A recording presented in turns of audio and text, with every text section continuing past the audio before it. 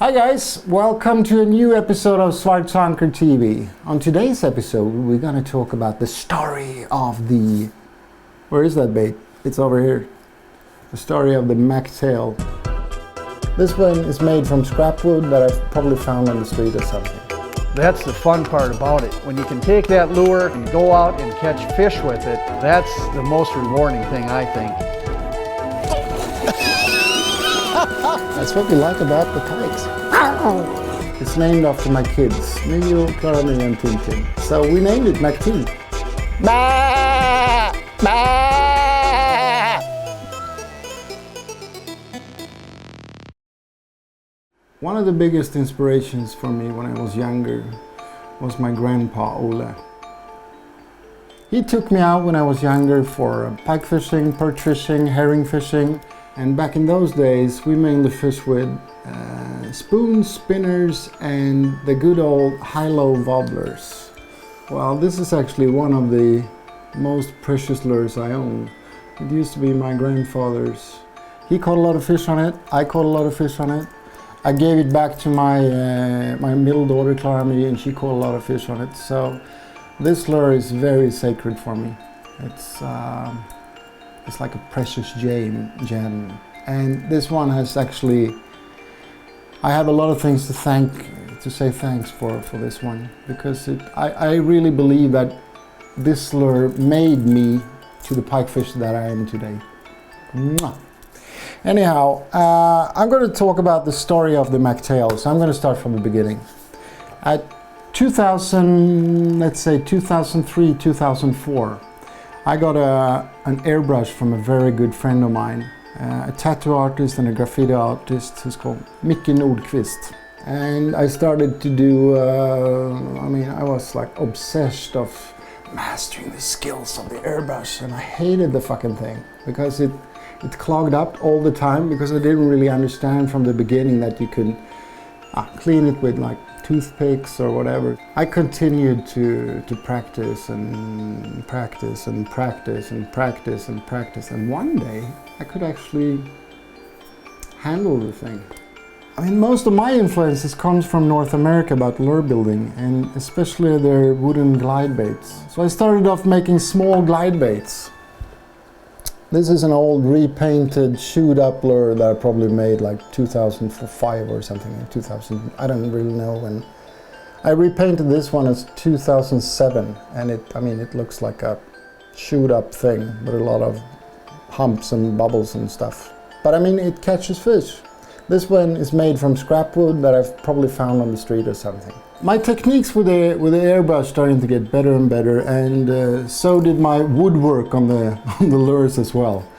I have a lot of Swedish lure builders to thank, like Mange Boy, Kjell Lundberg, John Andre, Gargamel, Wolf Creek, and so on and so on. And a lot of the American guys, Jack Hobbs and Smutley, and yeah.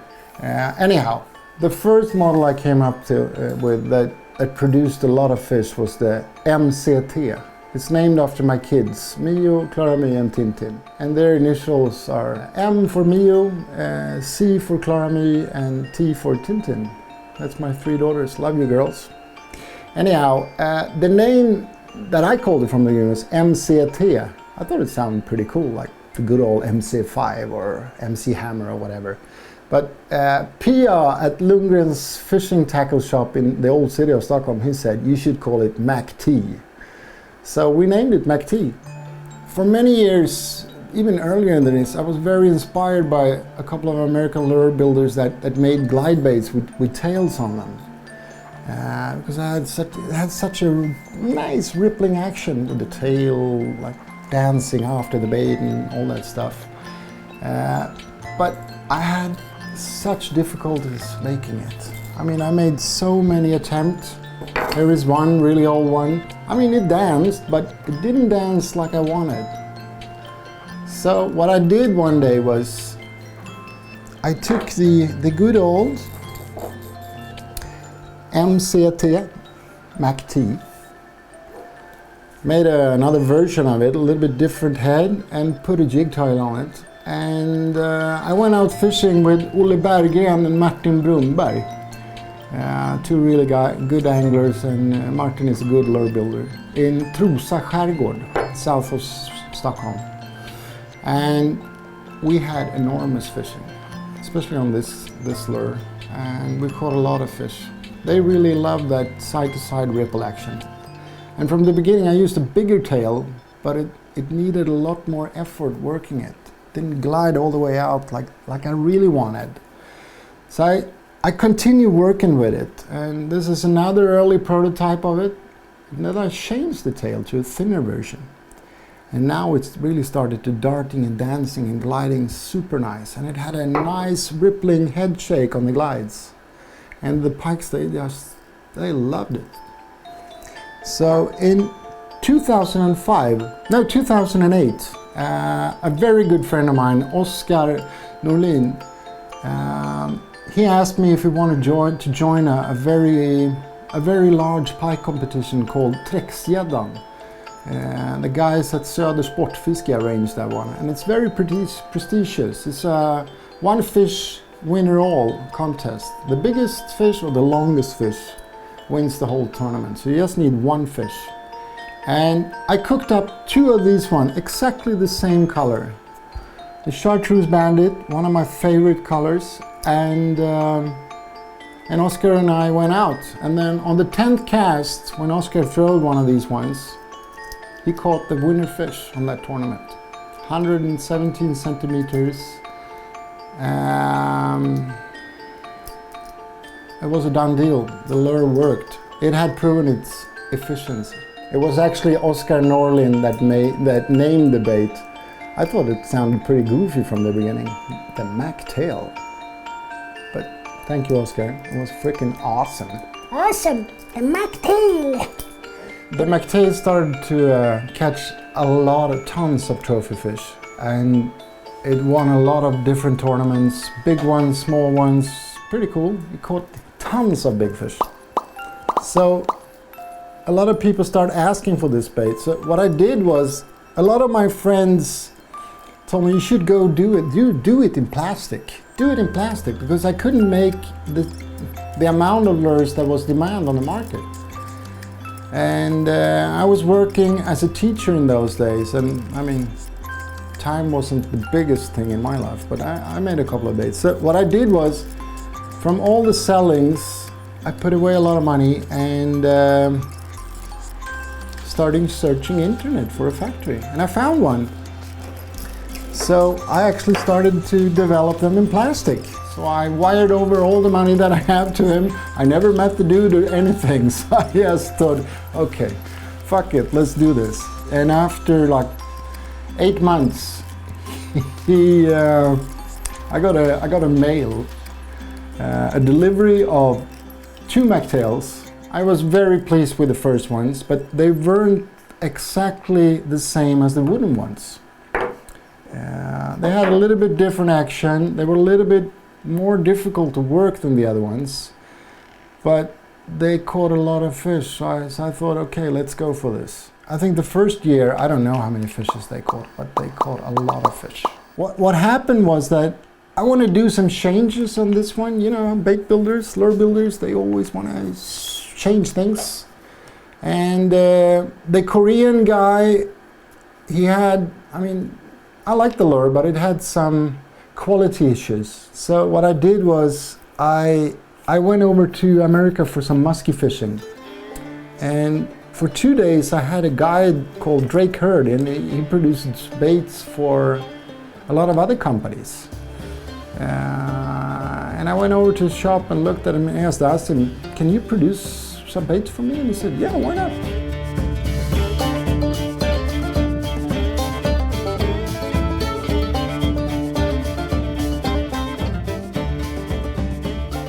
Hi, I'm John Hurd. I live in Alexandria, Minnesota, and with Renegade Manufacturing here, I do a lot of the hooking and putting on the tails and the bagging and packaging of the lures. One of the best things about this business is we're all fishermen.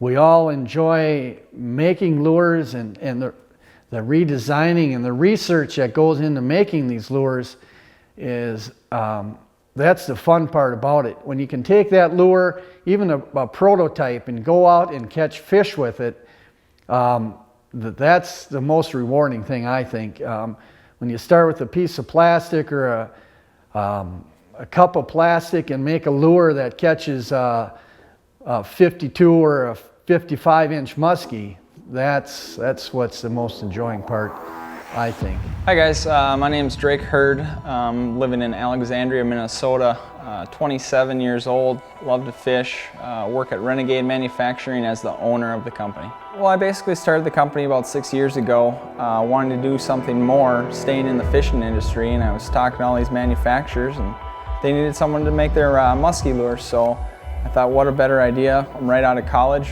why not? I started out in my parents' basement actually, making lures for a living, and I love every minute of it. It's a great time. I enjoy painting, everything about the whole fishing, making lures.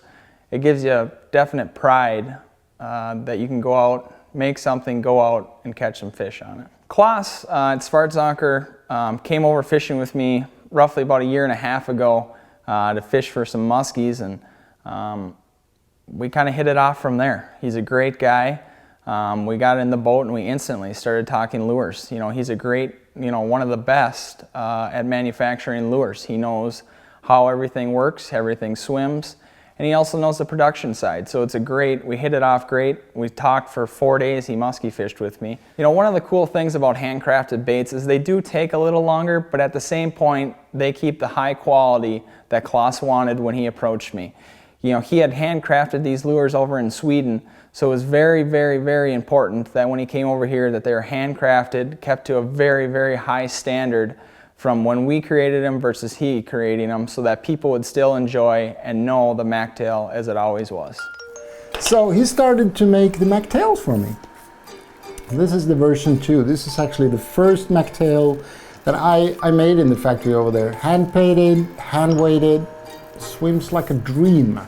The good thing about these ABS version 2 McTails, first, they have the same buoyancy as wood. ABS is very solid. It has flotation agency in it, so you got very, very similar action as the wooden ones. Darts like a dream. And the second one, they are really tough. They hold for, almost anything. You can drive cars over them. You can have them really shoot.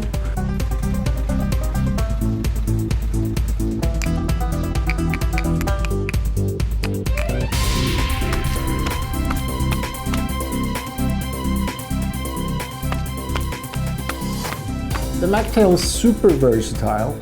It's got this the screw on it. First of all, if you use the tail, you got a super glide bait.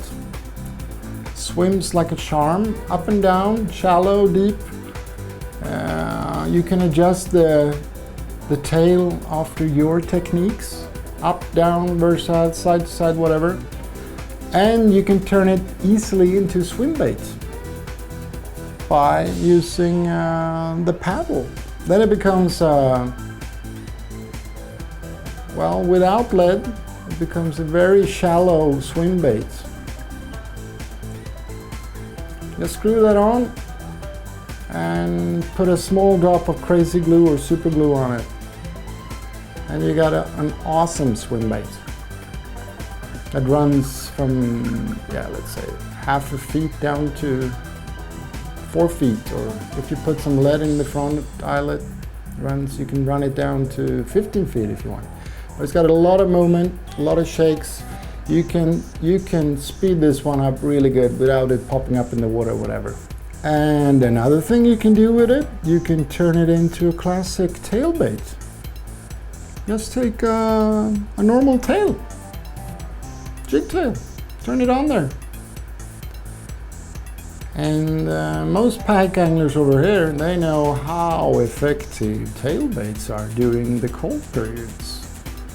You can fish them super slow, steady retrieve, super slow with a lot of hang time, and the tail back there is just just gives it a small wiggle in the water. Or you can turn it upside down for a deeper version. It will swim down a little bit. And another thing you can do with it, put the big tail on it. And then you have an even bigger tail bait. I caught my biggest pike using this rig up. The McTail with a big tail. Lethal for a big pike. Lethal.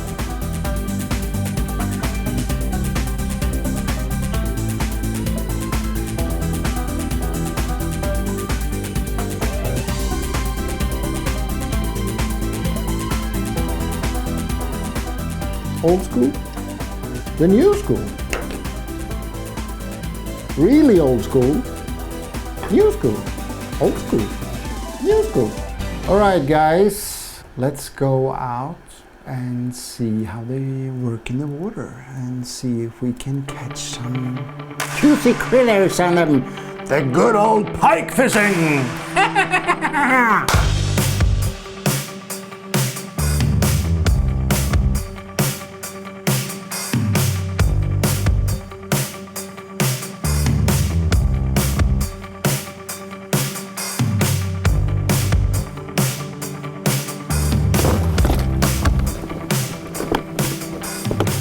We're now on the location where we're going to fish today. And I'm going to start using a McTail with a paddle. So what I do is I always take a little bit of super glue on it to get it to stick there and chuck it on. We had a pretty heavy cold front coming in here last night. So we had freezing point temperatures with a lot of rain. So if you see the water here, it's the area we're fishing in is a lot of fields around here, and the rain has dragged in a lot of dirty water. Normally it's super clear water here, but we're going to start trying this place out and see if we can catch some fish.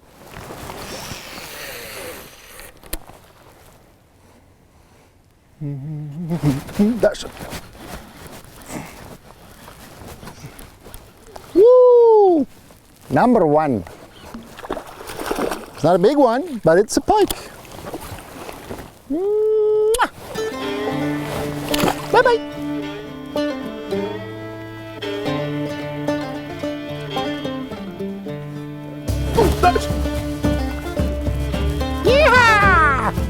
It's the biggest pike in the world. Look at it. It's enormous. Yeah. That's what we call an instant catch and release. We lost the fish. So we take a McTail with a Svartzonker tail on it. I just tune it up and runs super shallow, just below the surface. So let's see what happens here. Got a small nibbling head shake and that super attractive tail there whippling on the back. They seem to like that stuff. Very slow retrieve. The pike just came up and hit it both sides. That was a funny one.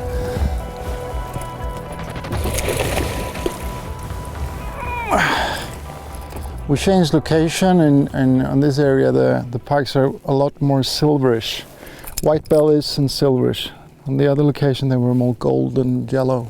I love the pike.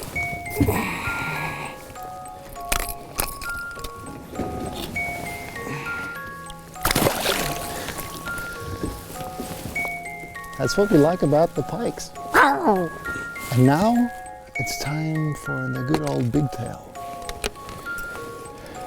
Take a McTail.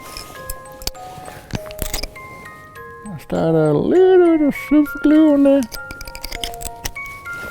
On the a little bit modified big tail. And screw it on there. Screw it on. Let's screw it on. I'm gonna keep it upwards because it's super shallow here. Like that. Fire tiger with a big pearl tail. It's got small wiggling head shakes and that big juicy curly tail dancing on the back of it.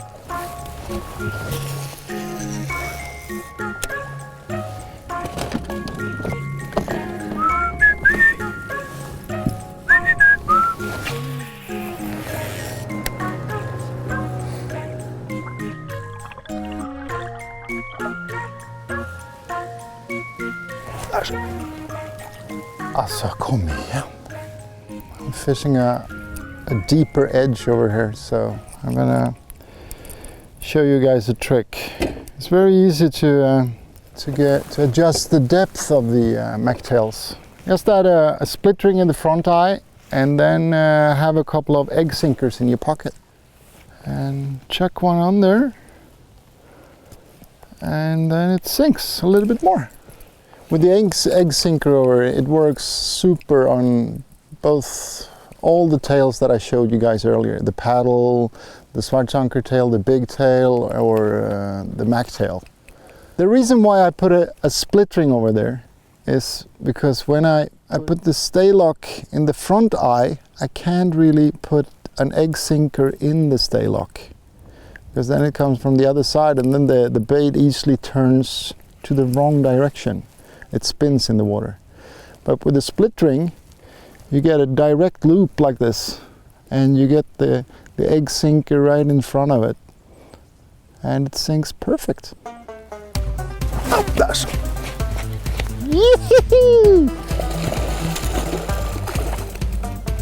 Bah! Bah! Bah! Okay guys, that was the story of McTail.